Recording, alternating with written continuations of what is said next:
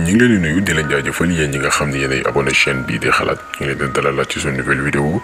di jégalu aussi suñu abonné yi ñi nga xam ne ñuy suivre internautes yi ci yéexaayu vidéo yi nga xamante ni observé nañ ko ci jamono yi on a reçu pas mal de messages ñu bëri envoyé nañu ay messages di ñu wax lu xew la moo tax xalaat que ñu publier c'était juste ay réglages yu ñu doon observé pour ay sujets yi nga xamante ni ñu ngi koy préparer di ko monter pour leeral sénégalais ci ay sujets yu intéressants sujets yoo xamante ni da leen di toucher directement donc looloo taxoon mais du woon dara diggante boobu nag lu ci bëri jot na fee xew li ci gën a fës di kaaw Imam Alioune Badara Ndao bi nga xamante ni nii yoon bàyyi na ko libéré na ko ne deful dara gannaaw li ñu ko toppee woon naan da doon collaborer ak ay mouvement terroriste tey lëkkaloog ñoom loolu lépp te dara nekku ci woon dëgg donc bàyyi nañ ko.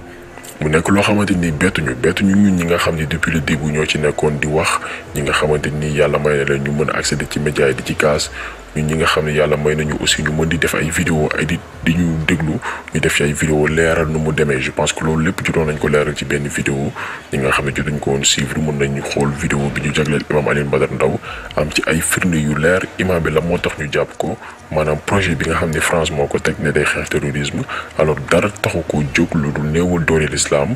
alxuraan bi li ci yàlla di wax yëpp kilifa diine buy taxaw di ko leeral jaam yi di leen expliquer àdduna fu mu toll nouvel ordre mondial bi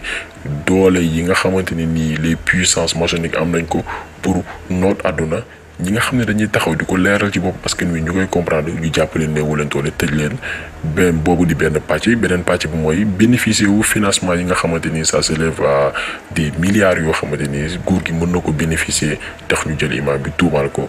tëj ko donc tey bàyyi biñ ko bàyyi bettuñu xëy na ñi muy bett mooy ñi nga xam ne doon nañ ci am jeexi jaaxa et loolu aussi imam bi wax na ko bi mu génnee war na tax ñu ci bëri bu ñu déggatee information ci médias yi seggu ko xool ba xam lii dëppoo na ak yoon ba xam li xel nangu na ko balaataa ñu ciy commenter di ci wax loo xamante ni ëllëg di nga ko rëccu y a pas mal de personnes yi nga xam ne jotoon nañ jël position lu nañ wax imam bi naan waaw bu deful woon kenn du ko jàpp kuñ dem ba tudd ci affaire yi ça veut dire que laale nga ci alors que loolu lépp amul woon loolu lépp ay tuuma la ñu teg ci ndoddam yoo xamante ni nii tey yoon àtte na yàlla àtte na wane leen imam bi dara defu ko donc nit ñi nañu tey parce que li ñu war a comprendre mooy ak nguur gi fi nekk ak nguuru Macky Sall ñi ñu wuteeg nguur bi nga xamante ni nekkoon na fii parce que nguur Ablaye Wade amoon na ay médias yu jàmmaarloo woon ak moom di xeex ak moom di poser ay débat di yee nit ñi ci ay sujets yoo xamante ni day toucher sénégalais yi mais tey amatul parce que la plupart des groupes de presse sénégalais yi pour mu leer dañ leen corrompre du ñëpp nag am na ñoo xam ne ñu ngi exercer seen métier ànd ak ngëm ànd ak dugg di ko exercer ba léegi mais la plupart maanaam bu dee téeméeri média la juróom-ñeent fukki yëpp tey nguur gi jënd na leen groupe de presse yi jënd na leen ba débat yi nga xam ne intéressé na Sénégalais ñoo koy leeral seen bopp yi duñ leen ko leeral parce qu'ils sont corrompus donc tey médias yooyu ñuy complot état bi lépp lu mu nas néewal doole doomu aadama teg ay projet yoo xamante ni arrangé wul Sénégalais médias yooyu ñoo ko ciy jàppale pour dëndëmal xelu Sénégalais yi donc tey looloo tax ñuy def genre vidéo yi nii pour yee sénégalais yi parce que bu ñu waxul amul kenn kuy wax sénégalais yi lu bëri nga xew seen biir réew xamuñu nu muy demee parce que ñi waruñ jouer seen rôle dëgg defuñu ko xaalis moo leen ñor intérêt personnel moo leen ñor. imam bi nag lu tax ñu bàyyi ko du dara lu dul pression bi nga xamante ni nguur gi jot na ko parce que tey benn puissance mënul am doole ba raw bu askan mën a am rawatina ci nguuram parce que askan mooy fal askan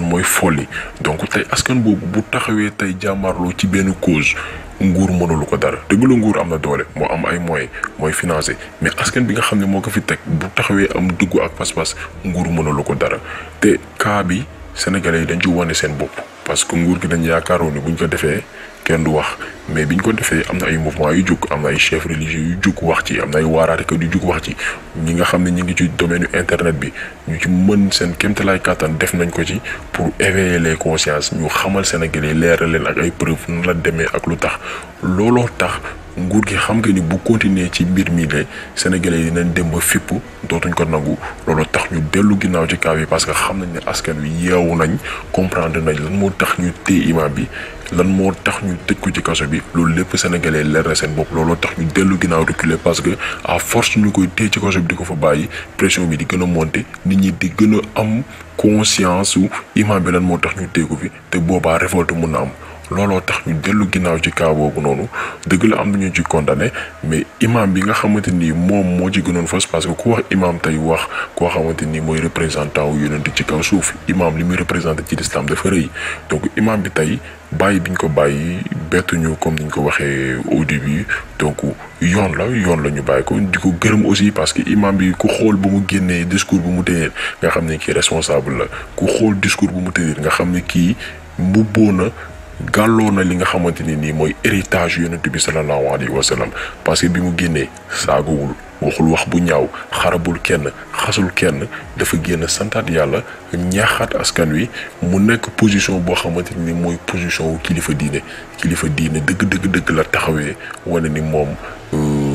jël na héritage ki nga xam ne mooy yonent bi sallallahu alayhi wa sallam jël na héritage suñu mag yu baax yi fi nekkoon muy Cheikh Ahmadou Bamba El Hadji Malick El Hadji Ibrahima Niass Limamou Laye Boukounta Ndiassane ñi nga xam ni loolu dund nañ ko seen àdduna mais bisu baale bi mu jotee dañu baale am sagesse bi donc imam bi loolu la wane tey et je pense que ni tey dëggal na bépp mbaax bi nga xam ne ñi ñu ko doon wax jëmale ko ci moom donc tey vidéo bi loolu la woon tey pour leeral imam bi lan moo tax ñu bàyyi ko pour xamal sénégalais yi que ni doole bi ñoom la bu ñu nangoo tey yeewu xamal nguur gi que ni li ngeen di def li ngeen di manigancé xam nañ ko nguur day dellu ginnaaw donc tey kaw imam Alioune Badara Ndao li muy firnde mooy doole sénégalais yi nga xam ne am nañ ko maanaam sénégalais yi lépp lu ñu bëgg mu changer ci dëkk bi am nañ mën-mën bi am nañ doole bi am nañ kattan bi te dinañ ko mën def donc vidéo bi tey loolu woon benn taxaw seetlu ci li nga xam ne jot na fi xew événement bi nga xam ne moo gën a marquant muy libération imam Alioune Badara Ndao dinañ revenir at d'ici quelques jours ci beneen vidéo bu concerné sénégalais yi parce que on parle avec les sénégalais dañu bëgg sénégalais yi yeewu xam seen dëkk nu muy demee donc vidéo bi tey loolu la ñu ngi leen di gërëm di leen jox dig daje di leen wax ngeen continuer di abonné di partager les vidéos di leen joxaat dig daje beneen yoon ak beneen leeral ci beneen thème jërë ngeen jëf